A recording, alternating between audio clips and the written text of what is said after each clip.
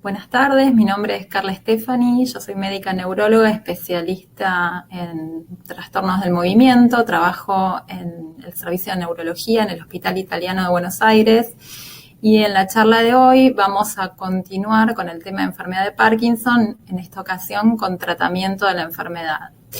Quiero aclarar que en la charla pasada Lucía habló sobre síntomas no motores, la doctora Ciancaglini, y en esta charla yo voy a orientar más que nada el tratamiento a los síntomas motores de la enfermedad, ya que en la charla previa ella fue explicando un poco el tratamiento de cada uno de los síntomas no motores. Entonces, bueno, esta charla la vamos a encarar de la siguiente manera. Vamos a hablar primero del tratamiento farmacológico de estos síntomas motores. Después vamos a hablar un poco de lo que es el tratamiento no farmacológico, con el rol, sobre todo el rol de la actividad física. Y por último, vamos a hablar de algunos tratamientos invasivos en la enfermedad de Parkinson, puntualmente de lo que es cirugía de Parkinson. Más que nada, la parte de indicaciones, qué pacientes se pueden operar y qué se puede esperar de la cirugía. Ya en la próxima charla el doctor Siraólogo va a hablar específicamente de cómo se hace la cirugía y va a hablar de los detalles de la misma. Bueno, esto como para resumir y como para introducir el tema, como sabemos, la enfermedad de Parkinson se diagnostica cuando aparecen determinados síntomas motores, principalmente la lentitud en el movimiento. Otros síntomas son la rigidez, el temblor en reposo, la inestabilidad postural y la disminución de todos los movimientos automáticos, como por ejemplo el parpadeo, el movimiento de los brazos al caminar, etcétera. Por otro lado, a medida que la enfermedad evoluciona, pueden aparecer lo que se llaman complicaciones motoras, que después lo vamos a charlar más adelante y vamos a hablar específicamente de esto. Pero no hay que olvidar, esto ya lo habló la doctora Ciancaglini, que hay toda una serie de síntomas no motores que aparecen años antes de que se diagnostique la enfermedad, que van a estar durante el curso de la enfermedad y que incluso en algún momento van a ser por ahí más importantes que los síntomas motores en cuanto a la afección de calidad de vida. Estos son el tema de los trastornos cognitivos, pérdida de olfato, constipación, trastornos del sueño, depresión, disfunción sexual y trastornos urinarios. No significa que todos los pacientes vayan a tener estos síntomas, algunos pacientes los tienen, otros pacientes no, pero siempre hay que tenerlo en cuenta porque también afectan la calidad de vida y es importante su tratamiento más allá de los síntomas motores. Entonces, como les decía, vamos a hablar más que nada de cómo tratamos los síntomas motores de la enfermedad y para eso vamos a empezar con el tratamiento farmacológico. Hoy en día la estrategia de tratamiento es el reemplazo dopaminérgico. ¿Qué significa eso? Como ya han explicado en las charlas previas, sabemos que la enfermedad de Parkinson o que los síntomas motores de la enfermedad de Parkinson se producen cuando se pierden neuronas dopaminérgicas en la sustancia nigra, que es una parte específica del cerebro. Cuando hay una determinada cantidad de neuronas que se pierden, aparecen estos síntomas motores y el objetivo del tratamiento va a ser reemplazar esa dopamina que se perdió de alguna manera. Hay 4 grupos grandes de fármacos que se utilizan para reemplazar esta dopamina que se ha perdido. La más importante y más antigua es la levodopa, que puede verse en formulaciones como levodopa-carbidopa o levodopa-benseracida, que tenemos de liberación más rápida, de liberación más lenta. Hay distintas marcas, pero bueno, es lo más conocido y lo que todo paciente con enfermedad de Parkinson en algún momento, digamos, va a utilizar. Eso ahora lo vamos a ver en detalle. Después hay un grupo de fármacos que se llaman agonistas dopaminérgicos. Esos son fármacos que actúan sobre los receptores de dopamina. No es dopamina, sino que hacen como si fuera dopamina y actúan sobre los receptores de la dopamina. Estos fármacos los voy a mencionar porque probablemente los hayan escuchado o alguno los haya utilizado. Son el pramipexol, el ropinirol, el piribedirol, la rotigottina y la apomorfina. Hay otra serie de fármacos que se han utilizado previamente, pero que hoy en día por determinados efectos adversos que tienen ya no se usan, por eso no los menciono. Después tenemos un grupo de fármacos que se llaman IMAO. Esos IMAO son fármacos que lo que hacen es disminuir la destrucción de la dopamina, o sea, actúan sobre una enzima que destruye la dopamina. Entonces, al bloquear esa enzima, dejan que la dopamina permanezca más tiempo una vez que se libera. Esos fármacos son la rasagilina, la selegilina y la safinamida. La safinamida todavía no está disponible acá en Argentina, pero bueno, sí ya está disponible en otros países. Y por último tenemos la mantadina, que es otro tipo de fármaco que viene en diferentes formulaciones en el resto del mundo. Acá en Argentina hay una sola formulación y que se usa también para tratar algunos síntomas motores. Ahora vamos a hablar un poquito de cómo y cuándo usamos cada uno de ellos. Bueno, muy bien. ¿Cuál es el objetivo del tratamiento de estos síntomas motores? Siempre el objetivo de todo tratamiento en la enfermedad de Parkinson es mejorar la calidad de vida. No hay hasta ahora tratamientos que detengan el curso de la enfermedad o que curen la enfermedad, pero sí hay tratamientos que mejoran estos síntomas motores, que pueden revertir en parte estos síntomas motores y ayudar a que el paciente pueda volver a hacer sus actividades normalmente o pueda seguir trabajando o continuar con su vida sin afectarse por estos síntomas, como habíamos hablado, que son la lentitud, la rigidez y el temblor. El problema que surge de todo esto es saber cuándo iniciar el tratamiento. A veces decimos, bueno, ¿qué hacemos? Tenemos un paciente que tiene síntomas y empezamos el tratamiento, qué fármaco usar primero, cuándo usar levodopa, empezar con otro fármaco, empezar directamente con levodopa. Entonces, tenemos que tener en cuenta que, bueno, esto lo va a decidir el médico, pero por ahí para tener una idea de cómo se decide esto, hay que tener en cuenta varios factores. El más importante es quizás la severidad de los síntomas, porque si los síntomas son severos, lo suficientemente como para afectar mucho la calidad de vida, tenemos que empezar con un fármaco potente que pueda aliviar esos síntomas. Por otra parte, vamos a tener en cuenta la edad de los pacientes, dado que en pacientes en general más de 65, 70 años, el uso de determinados fármacos puede tener muchos efectos adversos, entonces vamos a tratar de evitarlos. Y bueno, los efectos adversos posibles de los fármacos. Viendo todos estos factores, vamos a ver qué fármaco elegimos. Voy a hablar un poquito de la levodopa. La levodopa es una droga que se empezó a usar en el año 67, o por lo menos allí fueron sus primeras publicaciones, y cuando apareció la levodopa en realidad fue una revolución porque los pacientes, previamente no había tratamientos demasiado efectivos para la enfermedad de Parkinson, y es una droga efectiva, muy efectiva para el tratamiento de los síntomas motores. Sabemos que su efecto depende de la dosis que se use.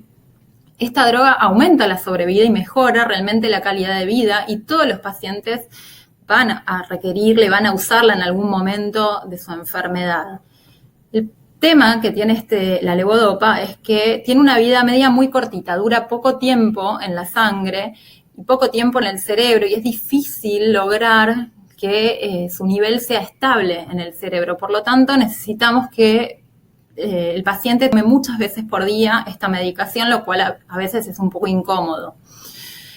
Dependiendo de la dosis de levodopa diaria, pueden aparecer lo que se llaman fluctuaciones motoras. Y ese es un poco el miedo que a veces algunos pacientes tienen de empezar con levodopa, y a veces incluso en las últimas décadas entre los médicos también ha habido una discusión importante sobre si debería empezarse el tratamiento con levodopa o no, y hay trabajos con evidencia para uno y otro lado, pero hoy en día lo que sí sabemos es que en realidad lo que tenemos que maximizar siempre es la mejoría en la calidad de vida, y que más allá de que la dosis de levodopa tiene que ver con la aparición de estas fluctuaciones motoras, que yo más adelante les voy a explicar de qué se tratan, tiene que ver más con la progresión de la enfermedad, o sea que si el paciente tiene una enfermedad que está más progresada, con más pérdida de neuronas dopaminérgicas, ahí va a tener más probabilidades de desarrollar complicaciones y no tanto por el hecho de usar levodopa o no usarla. Así que bueno, en principio esto sigue siendo una discusión. Ahora vamos a ver qué son esas fluctuaciones para explicar un poquito mejor de qué se trata, y después al final les voy a contar un poco cuáles son las estrategias que usamos nosotros para empezar el tratamiento. Con respecto a los agonistas dopaminérgicos que yo les mencioné antes, son esas drogas que actúan como si fuera dopamina, que actúan sobre los receptores de dopamina. Son fármacos que tienen una potencia intermedia para controlar los síntomas. Son fármacos útiles, pero hay que tener cuidado con ellos porque tienen bastantes efectos adversos, porque no actúan solamente sobre las vías motoras, sino que actúan sobre receptores de dopamina que participan en otras funciones. Entonces pueden dar algunos efectos adversos. El más frecuente o el más temido por ahí es lo que se llama el trastorno del control de los impulsos. El trastorno del control de los impulsos es la dificultad de controlar cosas que son placenteras, como por ejemplo jugar en el casino, gastar dinero, comer compulsivamente, actividad sexual. Esto es importante charlarlo siempre con el paciente que va a tomar estos fármacos, advertirle que esto puede llegar a pasar porque quizás el paciente no lo relaciona. Y, bueno, ir monitoreándolo porque si aparece alguno de estos efectos adversos hay que tratar de cambiar el fármaco porque a veces puede ser un problema. Lo bueno que tiene es que en general hay formulaciones en las que se puede tomar una sola dosis diaria y sobre todo cuando recién están empezando los síntomas en pacientes que son más jóvenes sobre todo, bueno, es más práctico, digamos, que tomar levodopa que hay que tomar 4 veces por día. Con respecto a los Simao, que eran la rasagilina, la felegilina y la mantadina, son fármacos que tienen menos potencia para controlar los síntomas motores, pero tienen un efecto sobre estos síntomas. Entonces, cuando los síntomas son muy leves, los podemos elegir como para tener algún grado de control de esos síntomas y son en general muy bien tolerados. Bueno, teniendo en cuenta estas cosas, vamos a ver cuál es la estrategia que utilizaríamos. Antes de hablar de eso, les quiero explicar un poquito qué son las complicaciones motoras, porque creo que esto no lo han visto en las charlas previas. Las complicaciones motoras son complicaciones justamente que aparecen a lo largo de la enfermedad, se dividen en lo que se llaman fluctuaciones motoras y disquinesias.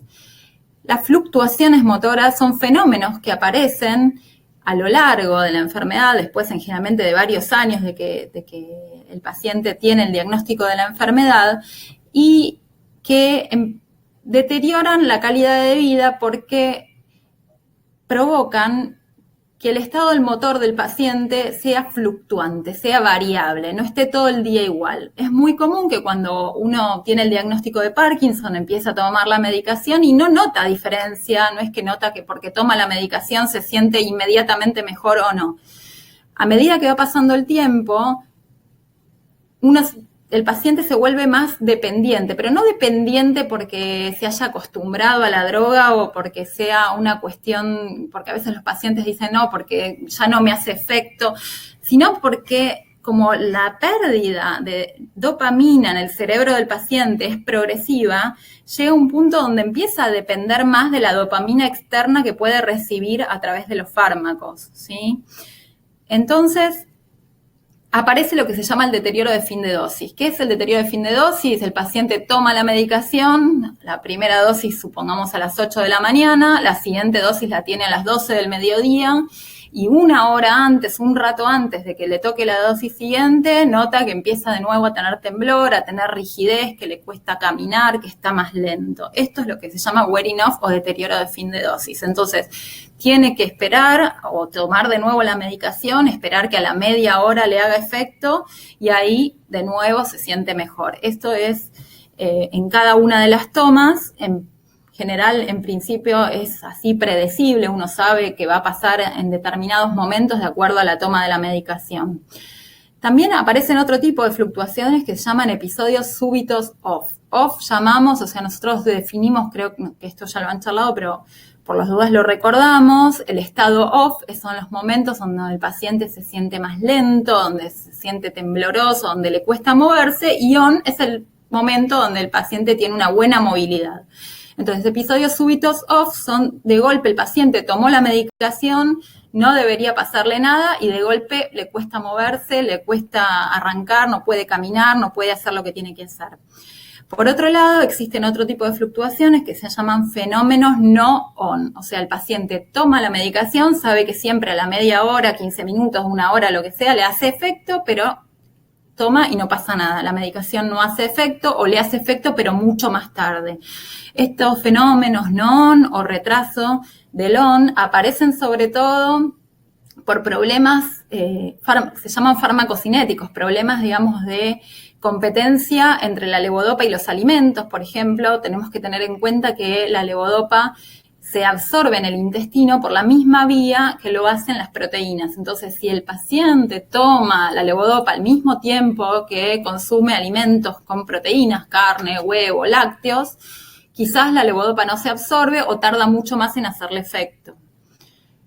Otro tipo de complicaciones motoras que pueden aparecer a lo largo de los años son los que se llaman disquinesias. Las disquinesias son movimientos involuntarios, como si el paciente estuviese bailando, que pueden ser de la cabeza, del tronco, de los brazos, que aparecen generalmente en el momento en que está mejor, en el momento en que, por ejemplo, la levodopa les está haciendo buen efecto, pero tienen excesivo movimiento, digamos, pasan de un estado de poco movimiento, de lentitud en el movimiento, a un estado de movimiento excesivo y a veces incontrolado. Muchas veces los pacientes no se dan cuenta de esto y se dan cuenta los familiares, porque es algo muy leve, y hay veces que sí, que las disquinesias son problemáticas y entonces por ahí pueden interferir o incluso provocar alguna caída o interferir en los movimientos que el paciente quiere realizar, porque ya que estos movimientos son completamente involuntarios. Estas disquinesias generalmente aparecen, las más frecuentes son las que se llaman de pico de dosis, que son las que aparecen a la hora y media de tomar la medicación cuando está con pleno efecto del medicamento. Hay otras que son menos frecuentes, que son las disquinesias bifásicas, que aparecen justamente cuando el fármaco está disminuyendo su efecto o cuando está recién empezando a hacer efecto. ¿Todos los pacientes desarrollan fluctuaciones motoras? No, en realidad, depende del tiempo de enfermedad, depende de los fármacos que tomen y va a depender también de cuándo empezaron los síntomas. Nosotros sabemos que los pacientes que mayor riesgo tienen de desarrollar estas complicaciones motoras son pacientes que empiezan muy jóvenes con la enfermedad, cuando empiezan antes de los 50 años, pacientes que necesitan usar altas dosis de levodopa.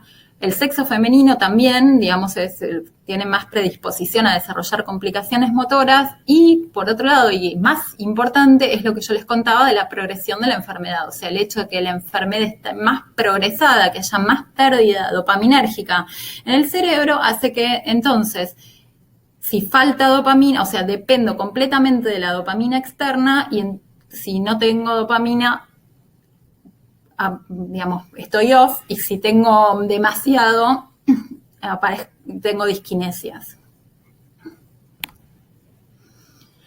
Bueno, esto es un gráfico para explicar un poco cómo es el efecto de estas dosis de levodopa. Como yo les contaba, la levodopa se toma en 4 veces por día, 3 veces por día, se puede tomar en muchas más veces por día de acuerdo a la necesidad del paciente, pero si, como vemos en el gráfico, en la enfermedad de Parkinson temprana, digamos, en los primeros años de la enfermedad, más allá de que el paciente toma varias dosis de levodopa por día, no nota una diferencia en su estado motor, digamos, durante el día. Puede notar que está mejor que antes de tomar la medicación, que previamente cuando no la tomaba, pero no es que durante el día va notando el efecto inmediato de la toma de la medicación.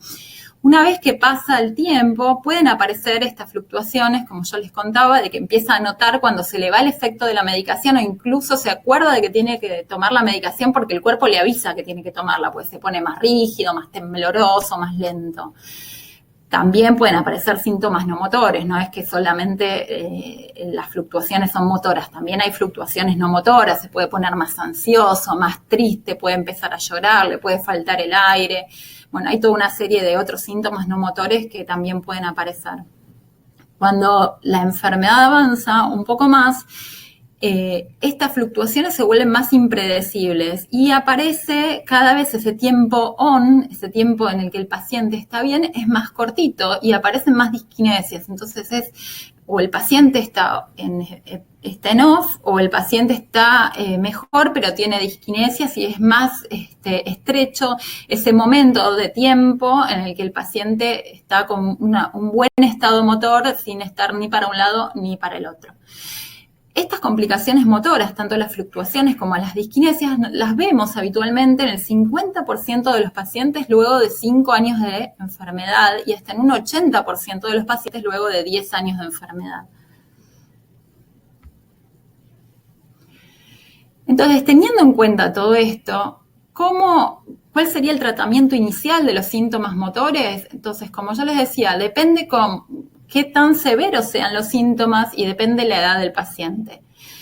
Si los síntomas son muy leves, que tienen un mínimo impacto en la calidad de vida, tendríamos que elegir drogas como los IMAO, la razagilina, la selegilina o la amantadina, que tienen un efecto leve en mejorar los síntomas motores y que tienen pocos efectos adversos.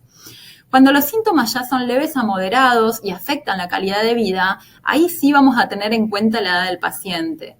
Esto, digamos, acá nosotros ponemos 65 años, esto no es tampoco así arbitrario y tajante, puede ser 65, 70, depende también del estado cognitivo del paciente, pero más o menos nos guiamos por esto, ¿sí? Si el paciente es menor a 65 años, podemos elegir agonistas dopaminérgicos que tienen una potencia intermedia o podemos elegir también levodopa. Digamos, las dos opciones son válidas y quizás es el grupo más discutido. Y en los pacientes que son mayores a 65 o 70 años, vamos a tratar de usar directamente levodopa para evitar los efectos adversos de los agonistas que son mucho más frecuentes en los pacientes de mayor edad. Cuando los síntomas son moderados a severos y afectan mucho la calidad de vida, no importa la edad que tenga el paciente, vamos a iniciar levodopa, ¿sí? Porque sabemos que es la droga más potente y que realmente va a lograr aliviar los síntomas y mejorar la calidad de vida. Después veremos si podemos sumar otra droga como para no tener que ir a dosis tan altas de esa medicación, pero en general para tratar de aliviar síntomas que son muy severos necesitamos una droga potente como la levodopa.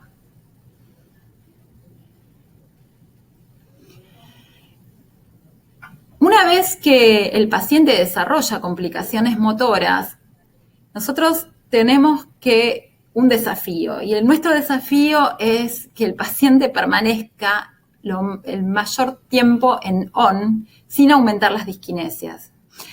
Entonces, ¿qué cosas podemos hacer para manejar las fluctuaciones motoras? Bueno, una es el cambio en el esquema de la levodopa. Por ejemplo, si el paciente toma 4 veces al día, o sea, cada 4 horas, supongamos, la levodopa, podemos acortar los intervalos, que tome cada 3 horas, o sea, que a 5 tomas en lugar de 4, 6 tomas durante el día, que quizás bajar la dosis de levodopa, pero que sea más frecuente. Otra cosa que se puede hacer, de acuerdo al tipo de fluctuaciones que tenga, es redistribuir las proteínas. ¿Qué significa esto? Nosotros siempre tratamos de sugerirle a los pacientes que cuando toman la levodopa lo hagan alejado del consumo de alimentos que tienen proteínas, como decíamos antes, carnes, lácteos, huevo. Lo que le sugerimos a veces a los pacientes que fluctúan es que traten de dejar las comidas con proteínas para la noche, que al mediodía se manejen más con hidratos de carbono, con ensaladas, frutas y demás, y que las comidas con más carga proteica las dejen para la noche y eso hace que durante el día puedan absorber mejor la levodopa. También se puede agregar un agonista dopaminérgico en el caso que el paciente sea joven y que creemos que lo puede tolerar bien. Es una opción, digamos, que puede mantener el estado motor más estable durante el día. Se pueden agregar otro tipo de fármacos que actúan sobre enzimas que degradan la dopamina, como decíamos antes, los IMAO, inhibidores de la COM, es otro tipo de fármaco. Se puede usar otro tipo de agonista que viene en forma inyectable, que es la apomorfina, y que se aplica en forma subcutánea, es como una especie de inyección que se aplica en forma subcutánea en el abdomen y tiene un efecto en 5 o 10 minutos para sacar rápidamente al paciente del estado off. Con respecto a las disquinesias, algunas cosas que podemos hacer es eliminar algunos medicamentos que lo estén causando, por ejemplo, drogas como algunos inhibidores de la COM que pueden causar disquinesias, hacer cambios en el esquema de levodopa, o sea, bajar la dosis de levodopa por toma, como les decía antes. El problema siempre es que uno baja la dosis de levodopa y entonces por ahí nos vamos para el otro lado y el paciente se pone más off, entonces podemos acercar las tomas de levodopa, pero con dosis que sean menores. Agregar de nuevo un agonista dopaminérgico y usar amantadina. La amantadina es un fármaco muy útil para el manejo de las disquinesias. Estas estrategias nos van a permitir seguramente durante un tiempo manejar la situación, pero es cierto que a medida que va pasando el tiempo, que pasan los años, estas disquinesias y fluctuaciones se hacen más frecuentes y a veces tenemos que considerar la cirugía de Parkinson, que esto lo vamos a hablar en un ratito. ¿Qué hay con respecto a nuevos tratamientos? Yo les voy a contar todas estas drogas que aparecen en ese cuadro. Son drogas que están disponibles en otros países, que están autorizadas, pero que no están aún disponibles en Argentina. Son básicamente algunas, distintas formulaciones de levodopa, por ejemplo, levodopa de liberación prolongada, que permite que se disminuya la cantidad de tomas en el día, levodopa líquida, levodopa inhalatoria, gel de infusión gastrointestinal, que es la duodopa. Después hay amantadinas de liberación prolongada, hay drogas nuevas como safinamida y opicapone, son drogas que básicamente son dopaminérgicas, ¿sí? Tratan de aumentar, como decíamos antes, el nivel de dopamina en el cerebro. Y después hay algunos otros medicamentos nuevos, otros medicamentos que son no para los síntomas motores, sino para síntomas no motores, como la pimavanserina para cuando hay alucinaciones o la droxidopa para la hipotensión ortostática. Estos fármacos no están aún disponibles en Argentina, creemos que los vamos a tener porque ya están, autorizados y se están utilizando en otras partes del mundo y que podrían ayudar a mejorar por ahí esto de las fluctuaciones y el manejo, por ejemplo, la levodopa de liberación prolongada, que el paciente no tenga que tomar, en forma tan frecuente.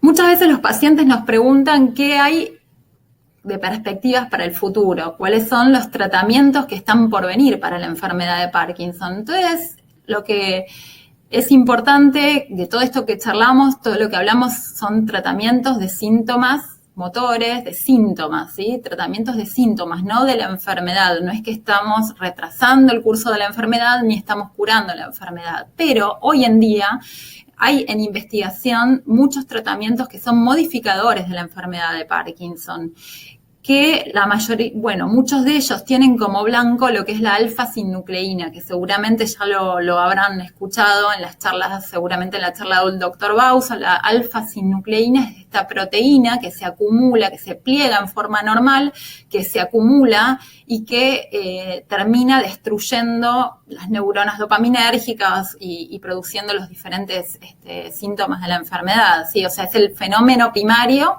la acumulación de esta proteína, lo que lleva después a una destrucción de las neuronas de dopamina. Entonces, si nosotros lográramos frenar esa acumulación de esa proteína anormal, podríamos frenar la enfermedad o incluso curarla. Entonces, lo que hay hoy en día en investigación son anticuerpos contra esta alfa-sinucleína anormal. Se está estudiando una vacuna anti-alfa-sinucleína y fármacos que actúan para evitar que esa proteína se agregue, que esa proteína se junte y se deposite, en las neuronas. Hay otros fármacos que son fármacos aprobados por la FDA para otras patologías que también, podrían actuar modificando la enfermedad de Parkinson, haciendo que esta sea más lenta o deteniendo el curso de la enfermedad. Todo esto es está en fase de investigación, todavía no tenemos, digamos, nada demasiado cercano, pero bueno, es alentador saber que hay muchísima investigación en base a todo esto. Bueno, entonces con respecto a lo que es el tratamiento farmacológico, las conclusiones serían que tener en cuenta que la enfermedad de Parkinson es una enfermedad multifacética, que el trastorno motor solo es una de sus caras. Yo hablé más que nada de los síntomas motores, pero bueno, estaba todo el tema de síntomas no motores que ya habló la doctora Ciancalini en la charla previa y fue hablando del tratamiento de cada uno de ellos. Esto no es menor, muchas veces los síntomas no motores afectan muchísimo la calidad de vida y es importante tratarlos. La levodopa es la droga más efectiva para el control de los síntomas parkinsonianos y puede ser utilizada desde el inicio. No hay que tener miedo o fobia a esta medicación porque realmente es una medicación que ha cambiado radicalmente la calidad de vida de los pacientes con Parkinson y hay que utilizarla cuando se necesita, cuando el paciente realmente lo requiere. El objetivo de mejorar la calidad de vida es más importante que el miedo a posibles complicaciones. Nos pasa frecuentemente de ver pacientes que no quieren usar levodopa y que están muy sintomáticos y uno, digamos, trata de entender, digamos, pues mucho peor estar con tantos síntomas que tomar un medicamento que quizás un día le dé alguna complicación. Entonces eso por ahí hay que ponerlo en una balanza y hay que tenerlo en cuenta al momento de elegir la medicación. Siempre el uso de agonistas dopaminérgicos se puede considerar sobre todo en pacientes jóvenes, pero monitoreando los efectos adversos, ya que estos son frecuentes, y con el objetivo de alcanzar un adecuado control sintomático. Hoy en día nosotros usamos mucho la estrategia de usar dosis no tan altas de agonistas dopaminérgicos combinados con pequeñas dosis de levodopa para evitar los efectos adversos de ambos fármacos. Esa estrategia da bastante buen resultado. Para evitar complicaciones con cualquiera de los fármacos es fundamental optimizar las dosis y por supuesto cada caso tiene que ser considerado en particular y cada paciente de acuerdo a sus características, a las características de la enfermedad, antecedentes, enfermedades previas que tiene o no y cómo está afectada su calidad de vida, consideraremos cuál es el fármaco ideal para utilizar en ese caso.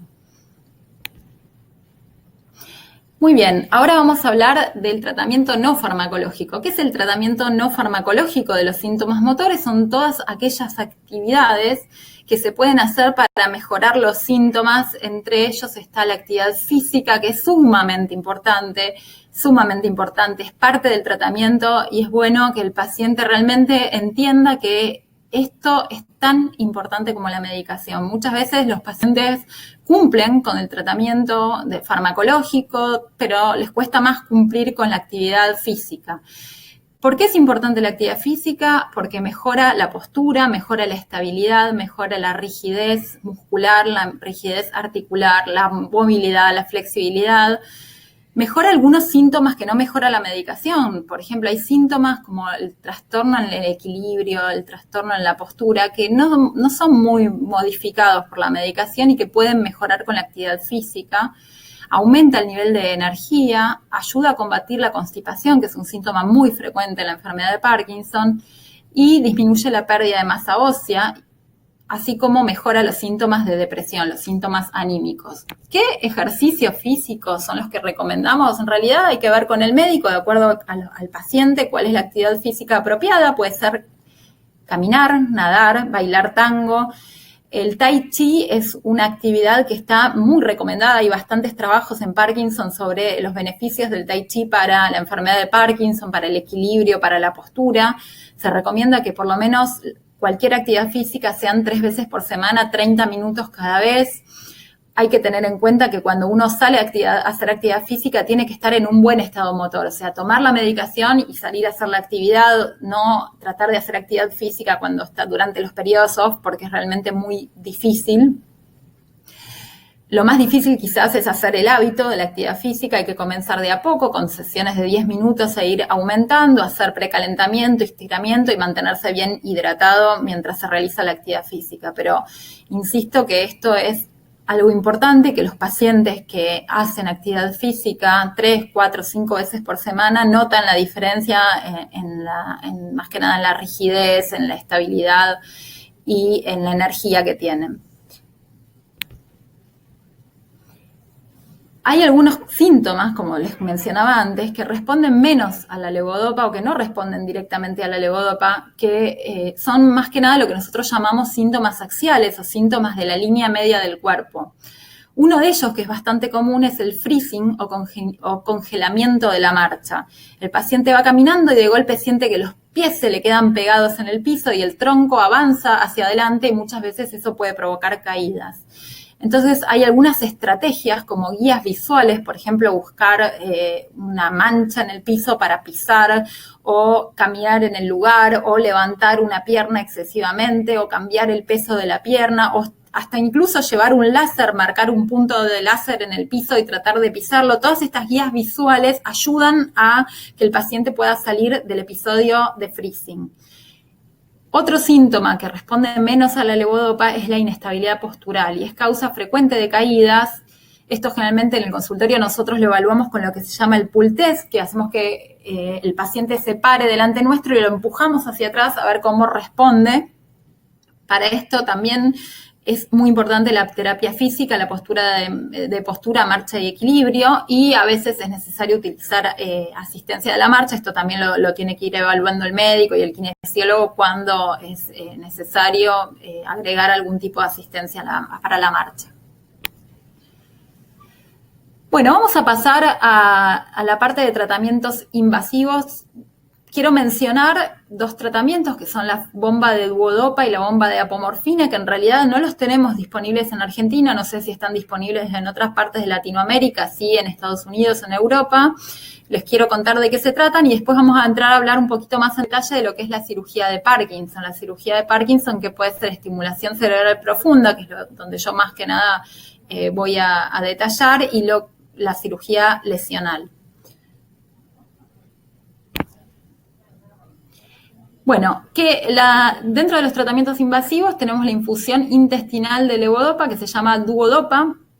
Como yo les decía, esto lo que se hace es como si fuera un catéter de gastrostomía, se hace una infusión directamente en el intestino, es un tratamiento bastante invasivo, pero que al dar una infusión continua de esta medicación lleva a una reducción significativa del tiempo off y un aumento del tiempo libre de disquinesias. Esta medicación tiene la desventaja de que es invasiva, que requiere una gastrostomía y que es un tratamiento realmente muy costoso. Básicamente se usa en pacientes que quizás no tienen indicación de cirugía y que están muy fluctuantes. Y como yo les decía, bueno, acá en Argentina todavía no lo tenemos disponible, pero sí ya se utiliza hace mucho en Europa y en Estados Unidos. Otro tratamiento invasivo, aunque menos invasivo, es la bomba de apomorfina. Ahí ven en la figura, es una bomba parecida a las bombas de insulina que se coloca con un catéter y una agujita a nivel subcutáneo en el abdomen. Entonces durante el día, generalmente esto se coloca a la mañana y a la noche hay que retirarlo. Esa bomba va administrando una dosis de apomorfina, que es un agonista dopaminérgico, y el paciente tiene la posibilidad incluso de hacerse como un bolo extra de apomorfina si se queda en un periodo off. Este tratamiento también disminuye el tiempo off, aumenta el tiempo on sin disquinesias. Es un tratamiento que tampoco tenemos disponible. Tenemos apomorfina en inyección acá en Argentina, pero no tenemos bomba de apomorfina, o en realidad sí las bombas, pero no la apomorfina como para rellenar la bomba. Es un buen tratamiento, se considera en pacientes que están fluctuantes, tiene algunos efectos adversos, son muy frecuentes la aparición de nódulos en el abdomen. Y, bueno, la apomorfina es una agonista que da mucha somnolencia también. Entonces, bueno, hay que tener cuidado con eso porque puede dar realmente mucha somnolencia, en algunos casos puede dar alucinaciones. Bueno, vamos a pasar al último tratamiento, que es la cirugía de Parkinson. Como yo les contaba, voy a hablar de las indicaciones, más que nada de la cirugía. En el próximo webinar, el doctor Ciraolo les va a explicar específicamente en qué consiste la cirugía, cómo es la técnica quirúrgica y cómo se hace. yo quiero contarles un poco cuándo pensamos en cirugía de Parkinson o a qué paciente le ofrecemos la cirugía de Parkinson, que es la estimulación cerebral profunda.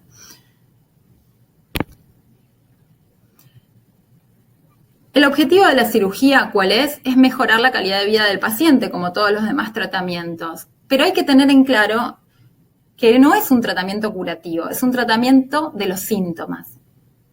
Se usa para mejorar algunos de los síntomas motores de la enfermedad. No es que vamos a mejorar todos los síntomas, sino algunos de ellos. ¿Qué síntomas pretendemos mejorar con la cirugía? Básicamente las fluctuaciones motoras, las disquinesias, la rigidez, el temblor y la lentitud en el movimiento. Esos son síntomas que esperamos que mejoren después de una cirugía. ¿Qué síntomas creemos que no mejoran tanto con la cirugía? ¿Qué síntomas sabemos que no mejoran tanto con la cirugía? La inestabilidad postural, el trastorno en el habla y el freezing o congelamiento de la marcha.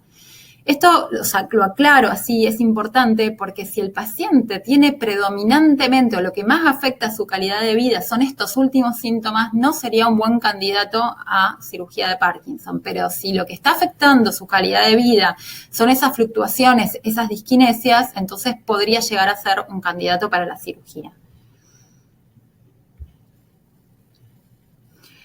¿Qué esperamos? ¿Qué pacientes se pueden beneficiar? ¿Todos los pacientes que tienen Parkinson se pueden operar? En realidad no, digamos, tenemos que elegir y ver qué paciente podría beneficiarse con la cirugía. La correcta selección del paciente es clave para obtener buenos resultados y sabemos que si hasta un 30% de las fallas en la cirugía se dan porque la indicación es incorrecta, porque el paciente no tenía indicación de cirugía. Entonces, ¿qué cosas tenemos que tener en cuenta? Aparte del estado motor, el estado cognitivo del paciente, el estado psiquiátrico, el estado de ánimo del paciente, cómo está impactando su enfermedad en calidad de vida y en su aspecto psicosocial. ¿Qué probabilidades tiene ese paciente de mejorar sus síntomas con la cirugía? Y las expectativas. Esto es muy importante porque a veces los pacientes tienen expectativas desmedidas, creen que con la cirugía se van a curar y si bien es un tratamiento muy efectivo para mejorar los síntomas motores y las fluctuaciones motoras, no cura la enfermedad ni detiene la enfermedad y esto hay que aclararlo y el paciente tiene que tener esas expectativas claras. Entonces, acá en este gráfico a mí me gusta porque creo que muestra un poco qué es lo que hace la cirugía con los síntomas. Fíjense que si antes de la cirugía el paciente tiene muchos fenómenos soft, muchas disquinesias, cuesta estar, o sea, ese tiempo on es cada vez más reducido. Luego de la cirugía, nosotros lograríamos que el paciente fluctúe mucho menos y vuelva a ampliar ese tiempo on sin disquinesias y sin tantos periodos soft.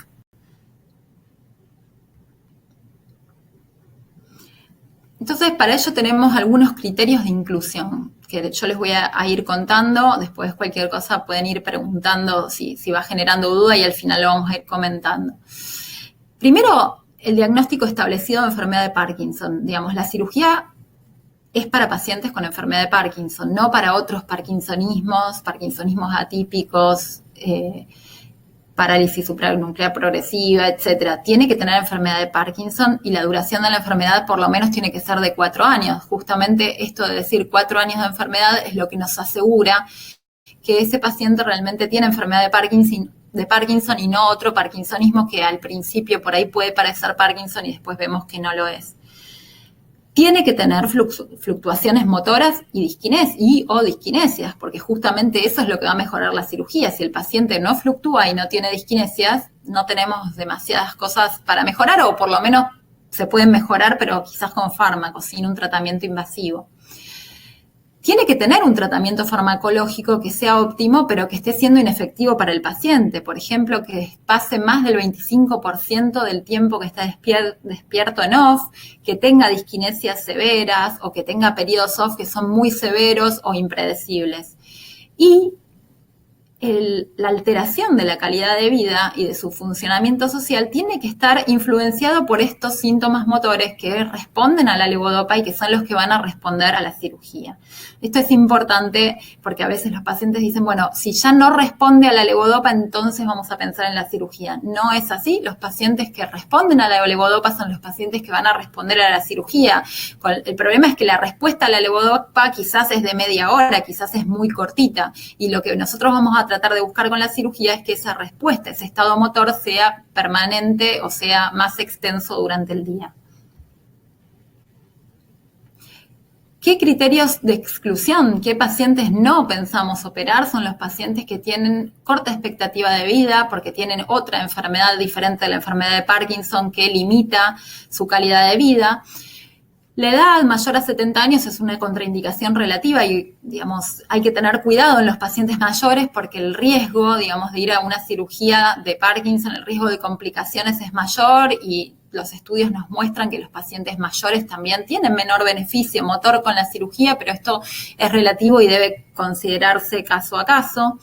Pacientes que tengan mucho riesgo de ir a una neurocirugía, ya sea porque tienen mucha atrofia en el cerebro o porque tienen muchas lesiones vasculares, como pequeños ACV que a veces vemos en la resonancia magnética, entonces ellos es muy riesgoso hacer una cirugía de Parkinson. Pacientes con depresión severa o con riesgo de suicidio no deberían operarse porque al menos hay que tratar primero la depresión porque luego de la cirugía pueden empeorar esa depresión.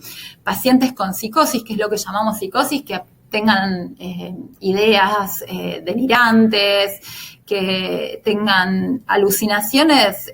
Las alucinaciones se pueden llegar a controlar porque a veces las alucinaciones son producidas por los mismos fármacos, digamos, y son solamente alucinaciones visuales y que son tratables fácilmente, se puede considerar igual, pero si el paciente tiene otros síntomas psicóticos no es un buen candidato a la cirugía porque también puede empeorar estos síntomas luego del procedimiento. Paciente con demencia o con un deterioro cognitivo que es leve pero que está progresando, que vemos que está empeorando en el último tiempo, tampoco sería candidato a cirugía. Y como decía antes, que los síntomas predominantes sean axiales, o sea, trastornos del equilibrio, de la marcha o del habla, que están afectando mucho la calidad de vida y que son los predominantes, que sabemos que son los que menos mejoran con la cirugía. Criterios de soporte para la cirugía, que el paciente tenga una muy buena respuesta a la levodopa. Si tiene una muy buena respuesta a la levodopa, seguramente va a tener una muy buena respuesta a la cirugía. Como yo les decía, tiene respuesta muy buena, pero es breve. Pero bueno, si esa respuesta es muy buena, en general nosotros hacemos lo que se llama un test de levodopa para ver cómo es esa respuesta y poder predecir cuál va a ser la respuesta a la cirugía, que haya mucha motivación por parte del paciente, que haya un entorno continente, o sea, que haya familia que lo acompañe, que pueda acompañar a los controles, que pueda reportarnos cómo se siente el paciente, ir contándonos cómo son los cambios. Falta de expectativas desmedidas, que ya lo habíamos charlado antes, y si el paciente es joven o tiene temblor severo, son criterios que ayudan porque los pacientes jóvenes o con mucho temblor sabemos que tienen mucho beneficio con la cirugía. Otro criterio que podríamos tener es pacientes en quienes necesitamos reducir la medicación dopaminérgica porque están teniendo muchos efectos adversos con esa medicación. Entonces hay un tipo de núcleo, digamos, que podemos estimular que permitiría disminuir la dosis. Igualmente, el objetivo de la cirugía no debe ser disminuir la dosis de la medicación, pero bueno, es un criterio de soporte que nos puede ayudar si el paciente además está muy fluctuante y creemos que puede beneficiarse con la cirugía. O pacientes que tienen mucha aquinesia nocturna que limita el descanso, pacientes que no pueden dormir porque están rígidos y realmente les cuesta mucho descansar. Hay que tener en cuenta que esta decisión de qué paciente se opera o no se hace a través de una discusión interdisciplinaria, ¿sí? Esto es algo que nosotros evaluamos como neurólogos, especialistas en movimientos anormales, lo discutimos con el psiquiatra, que también tiene que ver al paciente, con el neuropsicólogo, que es quien hace la evaluación cognitiva, y por supuesto con el neurocirujano especialista en cirugía funcional. Acá, bueno, pusimos lo del anestesista. Obviamente es importante después para la cirugía que sea anestesistas con experiencia en el manejo de pacientes con enfermedad de Parkinson. Entonces, No es que esto se decide en un día, primero el paciente se evalúa, se discute y si pensamos que el paciente se va a beneficiar, le indicamos una cirugía. ¿Cuándo debería considerarse la cirugía? ¿Cuál es el momento óptimo para hacer la cirugía? Bueno, en realidad lo importante es que deberíamos valorar la cirugía cuando aparecen las complicaciones motoras, sin esperar a que el paciente desarrolle una incapacidad personal, social y profesional. O sea, cuando la afectación de la calidad de vida ya es importante, lo ideal es ahí considerar la cirugía, ¿no?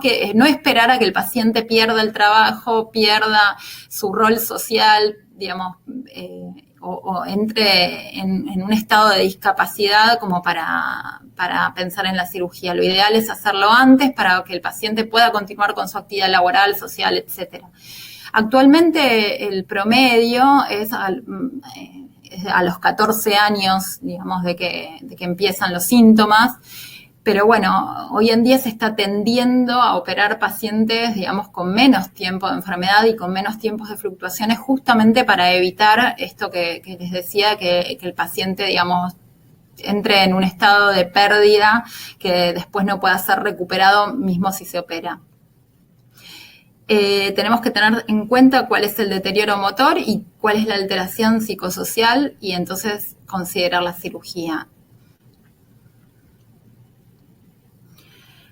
Entonces, como conclusiones respecto a lo que es la parte de cirugía, la estimulación cerebral profunda está indicada para el tratamiento de complicaciones motoras en la enfermedad de Parkinson. La correcta selección de los pacientes es fundamental para obtener buenos resultados y debemos que considerar este tratamiento en pacientes que empiezan a tener fluctuaciones que alteran la calidad de vida.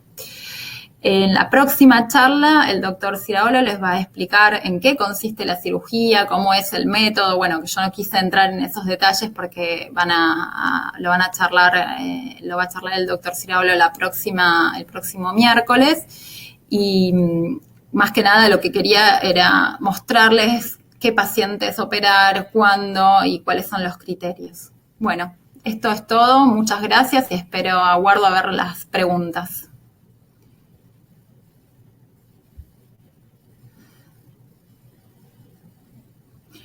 Bueno, acá tengo una primera pregunta, me dicen, después de la cirugía van a volver a aparecer lo que me mejora al principio. Bueno, a ver qué tan rápido mejoran los síntomas que mejoran con la... Bueno, a ver, como decíamos, la cirugía no detiene la enfermedad. La cirugía mejora mucho los síntomas motores. Los síntomas que responden a la cirugía van a seguir respondiendo. No es que en algún momento se pierde el beneficio de la cirugía. Pero sí es cierto que la enfermedad va progresando y a medida que pasan los años pueden aparecer, y seguramente van a aparecer otros síntomas más axiales que por ahí no responden tanto a la levodopa y por ende tampoco responden a la cirugía. Pero los síntomas de fluctuaciones y disquinesias que responden al principio siguen respondiendo después, no es que después hay un tiempo que dejan de responder. ¿Qué tan rápido mejoran los síntomas que mejoran con la cirugía? Eso depende del tipo de cirugía. En el caso de la estimulación cerebral profunda, eso va a depender de cuánto tiempo uno tarde en regular el estimulador. Bueno, yo no me quería mucho meter en esa parte, en explicar cómo es la cirugía y demás, pero bueno, lo que es la estimulación cerebral profunda es, digamos, el paciente se opera y después uno tiene que prender el estimulador e ir regulándolo. En general la mejora es muy rápida, digamos. Después uno puede ir haciendo ajustes más finos, pero en general ya luego de la cirugía hay un efecto que se llama lesional, por lo cual por la sola presencia de los electrodos los pacientes notan que mejora mucho sus síntomas y luego una vez que prendemos el estimulador ya empezamos inmediatamente a notar mejorías. De todas formas, nosotros tenemos un protocolo en el hospital donde citamos a los pacientes a los 3 meses, a los 6 meses al año y vamos regulando el estimulador y les diría que quizás en los primeros 6 meses es el tiempo donde más por ahí cambiamos parámetros de estimulación, como para tratar de mejorar. Pero la mejora es muy, muy rápida. ¿A partir de cuándo se empiezan a tomar los IMAO? Bueno, los IMAO no es que sí o sí todos los pacientes tengan que tomarlo, los IMAO se pueden tomar como yo les decía, o cuando los síntomas son muy, muy leves y entonces se pueden tomar como tratamiento inicial o a veces se pueden tomar como tratamiento adyuvante cuando el paciente está fluctuando y necesita mayor dosis para no aumentar la dosis de levodopa como un tratamiento complementario, pero eso depende, hay pacientes a quienes no se les indica directamente, depende de cada caso.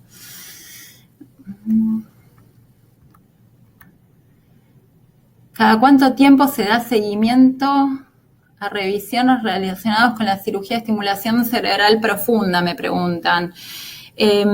Nosotros, como yo les decía, eso depende de los centros, pero en general nosotros tenemos un protocolo en donde vemos al paciente a los 3 meses de la cirugía, luego a los 6 y después es cada 6 meses que hacemos los controles.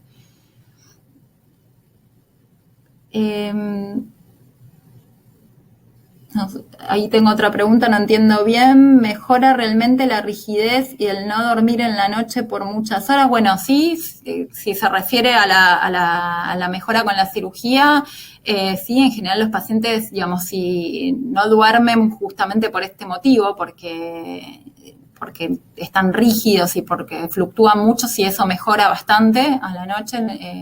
Ahora también hay otras causas de insomnio en el Parkinson, digamos, habría que ver cuál es el motivo, pero si es por estos síntomas motores, sí, mejora.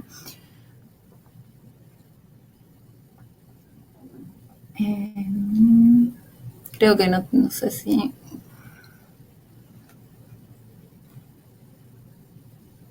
A ver, voy a ver si hay alguna otra pregunta más.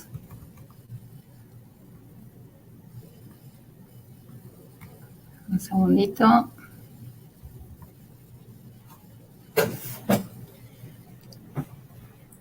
No, creo que ahí ya estamos. Acá tengo alguna otra pregunta. Pregunta si la cirugía es larga. Bueno, eso lo van a charlar con el doctor Ciraolo en la próxima charla, pero sí, es una cirugía, bueno, no sé, relativamente larga, digamos, porque que lleva sus pasos y lleva su tiempo. Puede durar 6, 8 horas, a veces un poquito más. Hablando de tiempo.